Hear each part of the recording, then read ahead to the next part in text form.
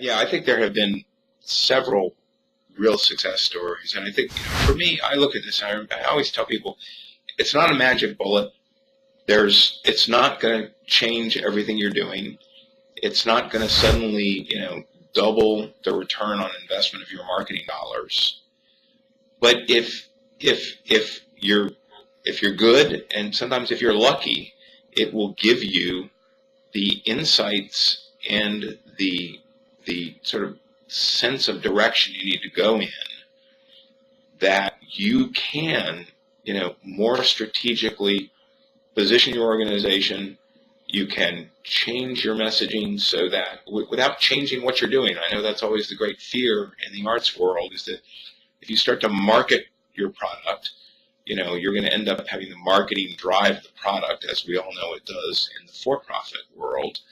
But I think that if you know more about who your audience is and where they're coming from and why they're interested in you, which is some of what we uncovered in our second and third collaborative marketing studies, then I think you have a much better chance. You are better prepared to take advantage of the opportunities that may come your way. It's no panacea, but in the absence of some kind of hard data, or in this case maybe soft data, how are you strategically going to position your organization, and how are you going to try to draw in new audiences? And everybody wants new audiences, and where are you going to look for them? It's a very crowded marketplace out there. Nobody can afford to get all of the media attention that they want and probably deserve. So you better be sure that what you're doing has got some sense of direction and purpose to it. And I think that's what these kinds of studies do. And I love the fact that at Kansas City we've been able now to really nurture this collaborative approach to trying to meet marketing challenges as a sector, as opposed to as an individual organization all on your own. And I think that we collectively have learned more from the willingness of these organizations to work with each other and to share their results than we ever would have gotten. We've gotten much farther than we ever would have if we had continued just to have them all kind of working in isolation in a vacuum. I feel like like the ones that have, again, done the most of this have become pretty sophisticated in their understanding of their audiences and how they're reaching them and communicating with them.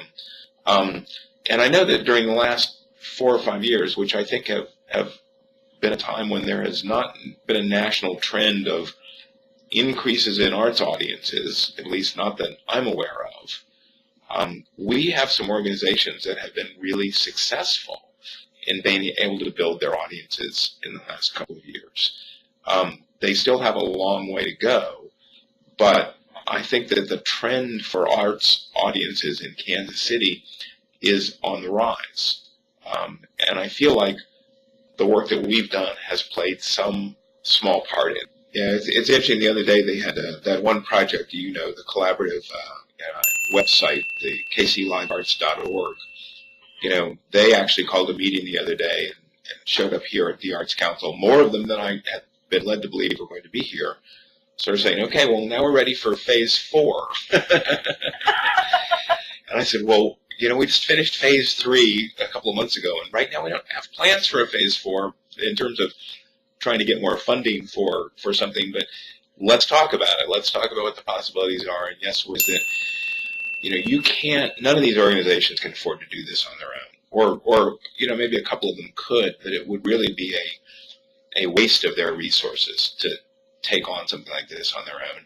These kinds of collaborative projects are the things that need a central organizing agency like ours, I think, to go out and raise the money to do it and make the pitch for it, and then let all of these organizations take part in this and be involved in the process for what is really a fraction of the cost it would be involved if they tried to do it on their own. None of the organizations have ever balked at the size and scale of the participation fees that we have asked them to provide as part of the funding stream for this, I think what I hear from most of them is, oh, well, this is a real bargain. I'm going to be able to get all this for only this much money, because they know that these kinds of services can be very, very costly if gotten through the private sector. So I've always thought that was one of the biggest reasons to think about getting involved in something like this, and nothing has changed my mind about that.